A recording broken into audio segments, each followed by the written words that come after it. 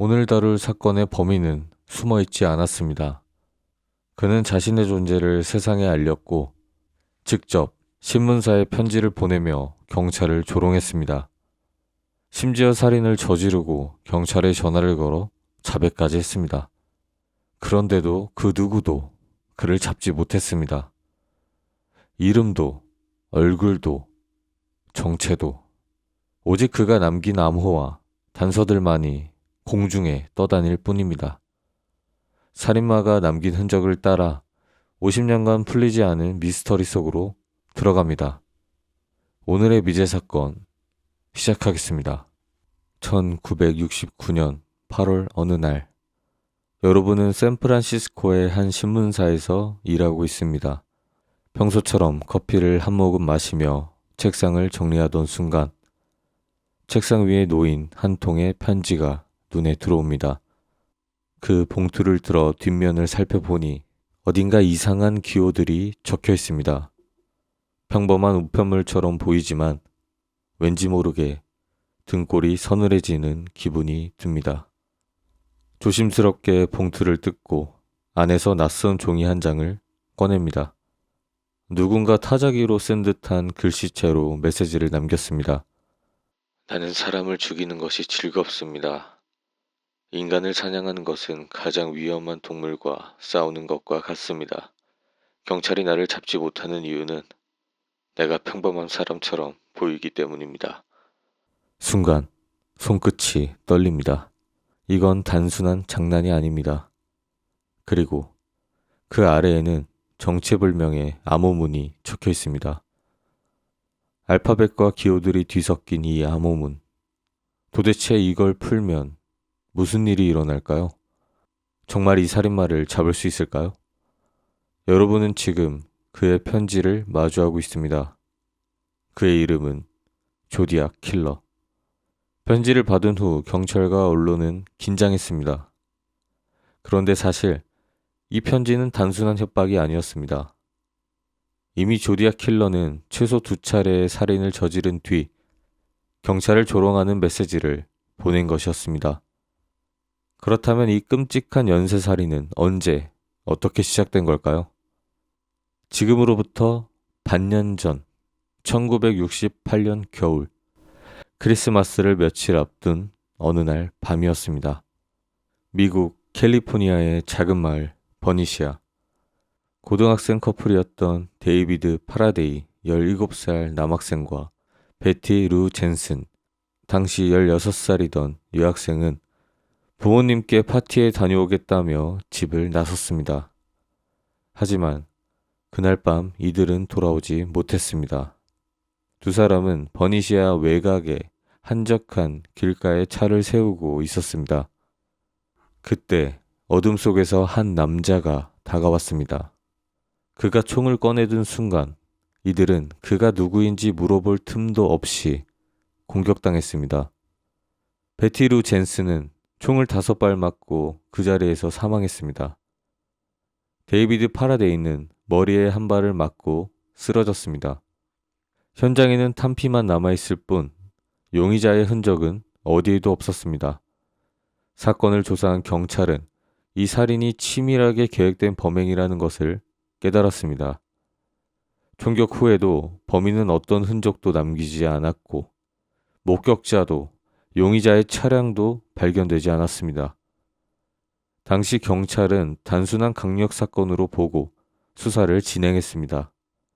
하지만 그로부터 반년 뒤 같은 방식의 두 번째 살인이 발생하면서 경찰은 그날 밤의 범인이 단순한 우발적인 범죄자가 아닐 수도 있다는 사실을 깨닫게 됩니다.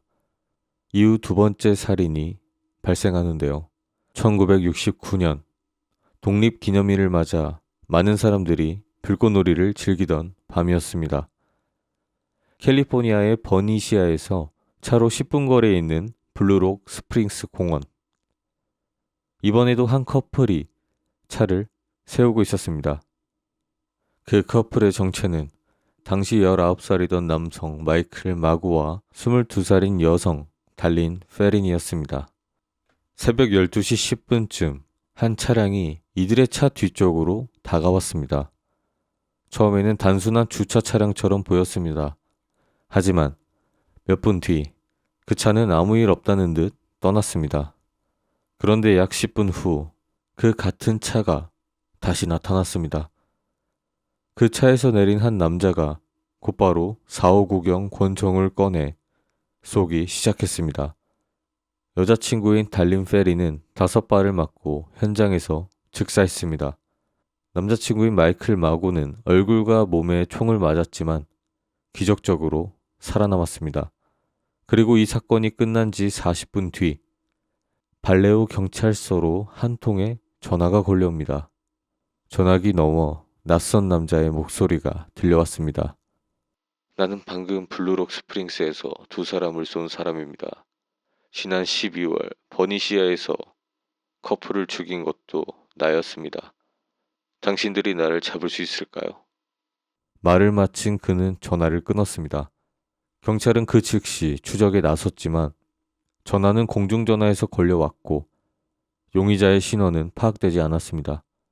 이때까지만 해도 경찰은 연쇄살인의 시작을 알리는 전화라는 사실을 깨닫지 못했습니다.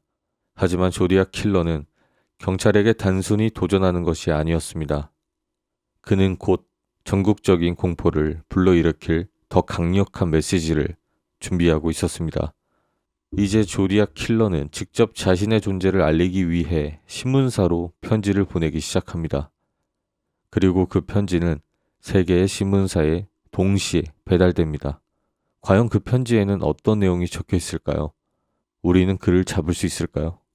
1969년 8월 1일 샌프란시스코.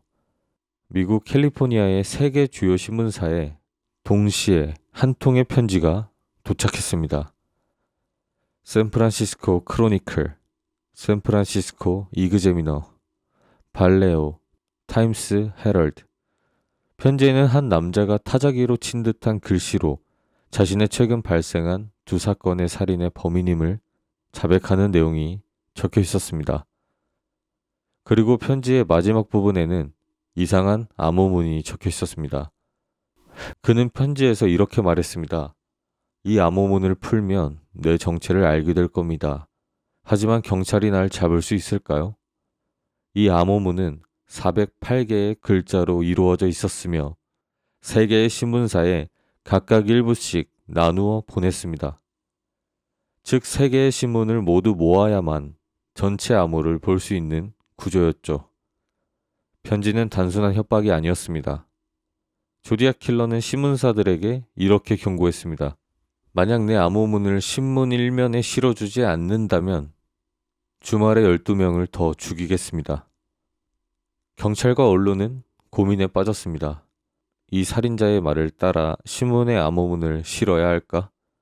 그렇지 않으면 또 다른 희생자가 나올까? 결국 편지를 받은 신문사들은 그 암호문을 1면에 공개하기로 결정합니다. 그리고 경찰과 수많은 시민들이 이 암호를 풀기 위해 나섰습니다. 하지만 몇 주가 지나도록 아무도 이 암호를 풀지 못했습니다. 그러던 중 뜻밖의 사람이 이 암호를 풀었다고 주장합니다. 신문이 발행된 지 일주일이 지난 어느 날, 캘리포니아의 작은 마을에 사는 한 교사 부부가 경찰에 전화를 걸었습니다. 우리가 암호를 풀었습니다. 경찰은 처음에 믿지 않았습니다. 하지만 그들이 해독한 내용을 보고는 순간 소름이 돋았습니다. 해독된 조디악 킬러의 메시지입니다. 나는 사람을 죽이는 것이 즐겁다. 인간을 사냥하는 것은 가장 재미있는 일이다. 동물보다 인간을 죽이는 것이 훨씬 스릴 있다. 나는 지옥에 가면 노예를 가질 것이다. 하지만 문제는 암호문의 마지막 부분이었습니다. 조디악 킬러는 내 정체를 알 수 있을 것이라고 말했지만 마지막 몇 글자는 엉뚱한 문자 조합으로 되어 있었습니다. 즉, 그의 이름은 암호문 속에 없었습니다. 경찰은 그가 의도적으로 자신을 밝히지 않은 것이라 판단했습니다. 그는 처음부터 경찰과 언론을 조롱하고 놀리기 위해 이 암호문을 만든 것이었습니다. 암호문이 해독된 후 얼마 지나지 않아 두 번째 편지가 신문사로 배달됩니다. 이 편지에는 그가 다음에 벌일 범죄에 대한 경고가 적혀 있었습니다. 나는 다음 희생자들에게 특별한 표식을 남길 것입니다. 이제부터 나의 살인은 단순한 죽음이 아닙니다. 나를 알아볼 수 있는 기호를 남길 것입니다. 그리고 이 편지 이후 경찰은 새로운 살인사건 현장에서 이전과는 조금 다른 흔적을 발견합니다.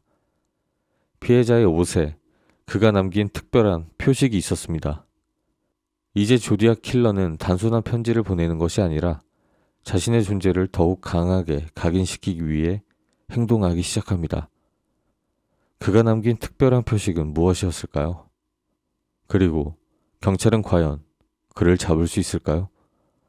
1969년 9월 27일 미국 캘리포니아 나파 카운티 조용한 호숫가 베리어사 호수에서 당시 20살이던 남성 브라이언 하트넬, 22살인 여성 세실리아 shepherd 커플이 피크닉을 즐기고 있었습니다. 잔잔한 물결, 따뜻한 햇살, 그리고 한적한 분위기. 그날 그곳에는 아무런 위험도 존재하지 않는 듯 보였습니다. 그런데 어디선가 한 남자가 다가왔습니다. 이전까지의 범행과는 다르게 이번엔 그가 얼굴을 가리고 있었습니다. 그는 검은색 두건을 쓰고 있었고 가슴에는 이상한 기호가 그려져 있었습니다. 네모 모양과 동그라미 안에 십자가 모양이 박혀있는 조디악 킬러의 십자표 심볼이었죠. 남자는 총을 들고 커플을 위협하며 이렇게 말했습니다. 나는 탈옥한 죄수다. 지금 차가 필요한데 협조하지 않으면 너희를 죽이겠다. 하지만 그가 꺼낸 것은 총이 아니었습니다. 그는 날카로운 칼을 꺼내들고 브라이언과 세실리아를 향해 잔인하게 찌르기 시작했습니다. 세실리아는 총 10번, 브라이언은 6번이나 칼에 찔렸습니다. 범행을 끝낸 그는 자신이 살인을 저질렀다는 표식을 남기고 떠났습니다. 그는 떠나기 전 피해자들의 자동차 문 위에 글씨를 적었습니다. 발레호 12-20-68 7-4-69 9-27-69 이 날짜들은 모두 조디악 킬러가 저지른 살인의 날짜였습니다. 그는 경찰이 이 차를 발견할 것이라는 걸 알고 있었고 자신의 존재를 분명히 알리기 위해 자신의 표식을 새겨둔 것이었습니다.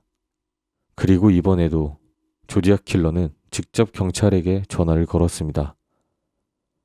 당시 사건을 수사하던 경찰서에 한 통의 전화가 걸려왔습니다. 여보세요. 저는 베리어사 호수에서 2사람을 죽였습니다.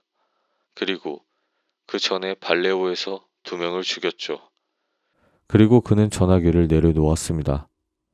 경찰이 급히 추적했지만 그가 사용한 전화기는 공중전화였고 주변 CCTV도 없는 시절이라 그의 정체를 파악할 단서가 없었습니다. 하지만 경찰은 그가 통화를 했던 공중전화 부스를 찾아냈고 수사관이 그곳에서 중요한 단서 하나를 발견합니다. 전화기 위에는 아직 굳지 않은 혈흔이 묻어 있었습니다. 즉 그는 범행을 저지르고 바로 이곳에서 전화를 건 것이었습니다. 베리어사 호수에서 공격당한 커플 중 브라이언 하트넬은 심각한 부상을 입었지만 기적적으로 살아남았습니다. 그는 의식을 되찾은 후 경찰에게 이렇게 말했습니다. 그는 두건을 쓰고 있었고 가슴에 십자표 모양의 기호가 있었습니다. 목소리는 차분했어요. 화난 것도 아니었고 그냥 해야 할 일을 하는 사람 같았어요. 이전 사건들과는 다르게 이번 범행에서는 목격자가 생존해 범인의 특징을 증언할 수 있었습니다. 경찰은 이 정보를 바탕으로 조디악 킬러의 몽타주를 제작했고 용의자의 인상착의가 처음으로 대중에 공개되었습니다. 하지만 아직도 그의 정체는 밝혀지지 않았습니다. 그로부터 2주 후 그는 또 다른 공격을 감행합니다. 이제 조디악 킬러는 도시 한복판에서도 범행을 시작합니다. 1969년 10월 11일 밤, 샌프란시스코에서 택시기사 폴스타인 29살 남성이 승객으로부터 호출을 받았습니다. 그는 손님이 원하는 목적지까지 차를 몰았고 목적지에 도착한 순간 뒤에서 총성이 울렸습니다. 그는 즉사했고 승객이었던 조디악 킬러는 그의 셔츠 한 조각을 찢어 가져갔습니다. 그런데 이번 사건은 결정적인 단서를 남깁니다. 바로 이 장면을 실제로 본 목격자가 있었습니다. 목격자는 경찰에게 이렇게 증언했습니다. 키는 약 170에서 175cm 정도? 몸은 다부졌고 짧은 머리에 안경을 썼어요. 차분하게 걸어가더니 사라졌어요. 이 증언을 바탕으로 경찰은 처음으로 조디악 킬러의 몽타주를 제작해 공개했습니다. 키 약 170에서 175cm, 체격, 다부진 체형, 특징, 짧은 머리, 안경 착용, 성격, 침착하고 태연한 태도. 사건 발생 후 경찰은 수천 명의 제보를 받았지만 그와 완벽하게 일치하는 용의자는 끝내 찾지 못했습니다. 그리고 조디악 킬러는 경찰이 자신을 잡지 못한다는 걸 알았는지 또다시 신문사에 편지를 보내 도발하기 시작합니다. 이제 조디악 킬러는 단순한 살인자가 아니라 언론과 경찰을 상대로 한 심리전을 벌이기 시작합니다. 그는 경찰이 발표한 몽타주를 비웃으며 새로운 메시지를 남깁니다. 그의 도발은 점점 더 강해졌고 경찰은 이 미친 연쇄살인범을 잡기 위해 끝없는 추적을 시작합니다. 하지만 과연 그를 잡을 수 있을까요? 조디악 킬러의 마지막 도발. 신문사를 향한 조롱. 경찰이 조디악 킬러의 몽타주를 공개한 후 사람들은 이제 곧 그가 잡힐 것이라고 믿었습니다. 하지만 그는 여전히 경찰을 비웃으며 또 한 통의 편지를 보냅니다. 1969년 11월 8일. 조디악의 340자 암호문. 경찰과 FBI가 수백 명의 용의자를 조사하고 있을 때 샌프란시스코 크로니클에 또다시 편지 한 통이 도착합니다. 이번엔 평범한 협박 편지가 아니었습니다. 새로운 암호문, 총 340자로 이루어진 아주 복잡한 암호였습니다. 이걸 풀 수 있을까요? 난 경찰보다 한 수 위입니다. 이전 408자 암호문이 비교적 빠르게 해독되었던 것과 달리 이번 암호문은 약 50년 동안 풀리지 않았습니다. 경찰과 암호 해독 전문가들은 좌절했고 조디악 킬러는 더욱 대담해졌습니다. 1969년 12월 또다시 신문사로 편지가 도착했습니다. 그는 이렇게 적었습니다. 지금까지 총 37명을 죽였습니다. 하지만 경찰은 여전히 저를 잡지 못하고 있군요. 그동안 경찰이 공식적으로 확인한 사망자는 5명. 하지만 조디악 킬러는 자신이 훨씬 더 많은 사람을 죽였다고 주장하고 있었습니다. 과연 그는 거짓말을 한 것일까요? 아니면 우리가 모르는 희생자가 더 있었던 걸까요? 경찰은 그가 주장하는 추가적인 범행을 조사했지만 명확한 증거를 찾지 못했습니다. 그러는 사이 조디악 킬러는 점점 잠잠해지기 시작했습니다. 1960년대 후반 미국은 이미 혼란스러운 시대를 겪고 있었습니다. 베트남 전쟁, 인종차별 문제, 반전운동, 그리고 히피 문화의 확산 속에서 사회는 급격한 변화를 겪고 있었고 대중은 정부에 대한 불신을 키워가고 있었습니다. 그런데 이런 시기에 자신을 조디악이라 부르는 연쇄살인마가 등장하면서 국민들은 또 다른 공포에 직면하게 됩니다. 조디악 킬러는 무차별적으로 희생자를 선택했고 그의 살인 동기도 불분명했습니다. 경찰과 언론을 조롱하며 편지를 보내는 그의 태도는 단순한 연쇄살인을 넘어 공포의 상징이 되었습니다. 그의 암호문이 공개된 후 수많은 사람들이 그 암호를 풀어보려고 했고 가정집에서는 부모들이 자녀들에게 밤에 외출하지 마라, 차 안에 혼자 있지 마라 라며 경고했습니다. 우리는 더 이상 안전하지 않다. 그것이 당시 미국 국민들이 느낀 감정이었습니다. 조디악 킬러가 언론사에 직접 편지를 보내기 시작하면서 미국의 주요 신문사와 방송국들은 그의 범죄를 앞다투어 보도했습니다. 각 언론사의 헤드라인마다 조디악 킬러 새로운 암호문 공개, 경찰을 비웃는 연쇄살인마, 그는 누구인가, 조디악 킬러 이번에 몇 명을 죽였다고 주장. 이처럼 연일 보도된 뉴스는 국민들의 공포를 더욱 증폭시켰습니다. 경찰은 그의 편지를 공개해야 할지 아니면 보도하지 말아야 할지 고민에 빠졌습니다. 하지만 조디악 킬러는 협박했습니다. 내 메시지를 신문에 실어주지 않으면 주말에 12명을 더 죽이겠다 라고 말이죠. 그렇게 경찰과 신문사는 어쩔 수 없이 편지를 공개하기로 결정했었고 그 순간부터 미국 전역이 조디악 킬러의 심리전 속으로 빨려 들어간 것입니다. 조디악 킬러 사건이 발생하던 시기 미국 대통령은 리처드 닉슨이었습니다. 하지만 조디악 킬러 사건은 연방 차원의 대응이 아닌 캘리포니아 주 경찰과 지역 경찰이 수사를 주도했습니다. 당시 미국 정부는 베트남 전쟁과 국내 반전 시위, 인권운동 등 더 큰 정치적 문제들로 인해 혼란스러웠고 조디악 킬러 사건은 연방정부의 주요 관심사가 아니었습니다. 대신 샌프란시스코 경찰국, 발레오 경찰국, FBI 등이 각각 단서를 모으며 조디악 킬러를 추적했습니다.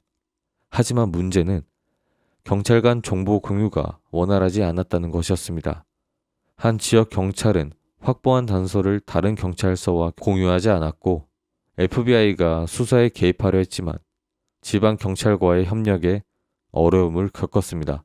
결국 조디악 킬러는 경찰 조직의 허점을 파고들어 수십 년 동안 잡히지 않은 채 사라질 수 있었습니다. 1974년 이후 조디악 킬러의 편지는 더 이상 오지 않았고 그는 점점 대중의 관심에서 멀어져 갔습니다. 1970년대 후반부터 1980년대에는 다른 연쇄살인범들의 범죄가 등장하면서 언론의 초점이 바뀌었습니다. BTK 킬러, 테드 번디, 존 웨인 게이시 이런 새로운 연쇄살인범들이 나타나면서 미국 사회는 또 다른 범죄의 공포를 마주해야 했고 조디악 킬러는 과거의 인물로 점차 잊혀져 갔습니다. 하지만 조디악 킬러는 단순한 연쇄살인범이 아니었죠. 그는 경찰을 조롱하며 암호문을 남기고 미해결 미스터리를 만들고 사라진 인물입니다. 그가 남긴 흔적은 지금도 여전히 사람들의 기억 속에 살아 있습니다. 만약 우리가 1960년대 후반 미국에 살고 있었다면 어떤 기분이었을까요? 밤에 거리를 걸을 때마다 혹시 누군가 나를 따라오지 않는지 불안해하고 데이트를 할 때 차를 한적한 곳에 세우는 것이 두려워졌을 것이고 뉴스에서는 매일 연쇄살인마에 대한 이야기만 나오는 시대. 조디악 킬러는 단순한 살인마가 아니었습니다. 그는 미국 사회 전체를 공포에 빠뜨린 존재였고 그의 정체가 끝내 밝혀지지 않았다는 점에서 지금까지도 가장 미스터리한 연쇄살인범 중 하나로 남아 있습니다. 오늘날까지도 경찰과 FBI, 연구자들은 그의 정체를 밝히기 위해 노력하고 있지만 아직도 우리는 그가 누구였는지 정확히 알지 못합니다. 놀랍게도 2020년인 약 50년 만에 그 340자의 암호문이 해독되었습니다. 해독된 내용은 다음과 같았습니다. 나는 두려움이 없습니다. 왜냐하면 난 지옥에 갈 것이니까요. 난 경찰이 바보처럼 생각하는 걸 보며 즐깁니다. 난 TV에 나오는 남자가 아닙니다. 하지만 그의 이름은 여전히 남아있지 않았습니다. 경찰은 이 암호문이 풀리면 조디악 킬러의 정체를 알 수 있을 것이라고 기대했지만 결국 그의 정체는 드러나지 않았습니다. 그는 여전히 미궁 속으로 사라진 존재였습니다. 2021년 한 민간 연구팀이 새로운 용의자를 발표했습니다. 그는 게리 프랜시스 포스트라는 남자였습니다. 전직 공군 출신, 과거 여러 범죄 전력, 얼굴 구조가 조디악 몽타주와 매우 유사했으며 주변 사람들에게 조디악 킬러 관련 발언을 했던 적이 있다고 합니다. 하지만 문제는 그는 이미 2018년에 사망했다는 것이었죠. 결국 경찰은 우리는 공식적으로 그를 조디악 킬러로 확인할 수 없다는 입장을 내놓았습니다. 그 말인즉슨 여전히 조디악 킬러의 정체는 완벽하게 밝혀지지 않은 상태입니다.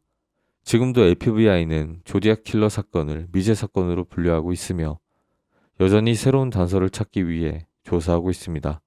50년이 넘는 시간이 흘렀지만 그가 누구였는지, 그가 실제로 몇 명을 죽였는지는 아직도 풀리지 않은 미스터리로 남아 있습니다.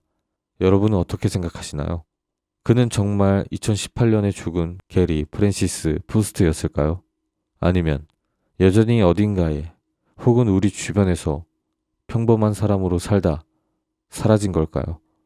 조디악 킬러의 이름은 우리가 전혀 예상하지 못한 사람이었을지도 모릅니다. 네, 이렇게 미국의 미제 사건 조디악 킬러에 대해 이야기해보았습니다. 어떻게 재밌게 들으셨나요? 이야기를 끝으로 한 가지 말씀드릴 게 있는데요. 저한테는 조금 마음 아픈 이야기입니다. 제 구독자분들이나 다른 분들에게 영상이 보일지는 모르겠지만 최근에 제가 1시간짜리 미스테리 모음집을 열심히 준비해서 업로드를 했는데 연령 제한이 걸려버렸습니다. 자살에 대한 이야기도 없는데 유튜브 AI가 그렇게 판단을 했는지 제가 이의 제기를 했음에도 받아들여지지 않고 노출이 되지 않는 연령 제한이 걸려버렸습니다. 한마디로 여러분들이 유튜브에 로그인이 되어 있지 않거나 로그인이 되어 있다고 해도 성인 인증을 받지 않은 회원님들에게는 영상이 아예 보이지도 않는다는 것이죠. 사실 그런 부분을 손을 보고 다시 업로드를 해야 하나 고민했는데 그냥 두려고 합니다. 앞으로 조금 더 신경 써서 더 재미있는 모음집과 사건들을 이야기하는 데에 더 집중하도록 하겠습니다. 혹시라도 그 영상을 보고 싶은 분들께서는 로그인을 하시거나 성인 인증을 한번 하시면 제 영상이 보여질 것입니다. 그렇게라도 들어주시면 정말 감사하겠습니다. 어쨌든 부족한 영상 들어주셔서 감사드리고 그럼 저는 다음 이야기로 돌아오겠습니다. 감사합니다.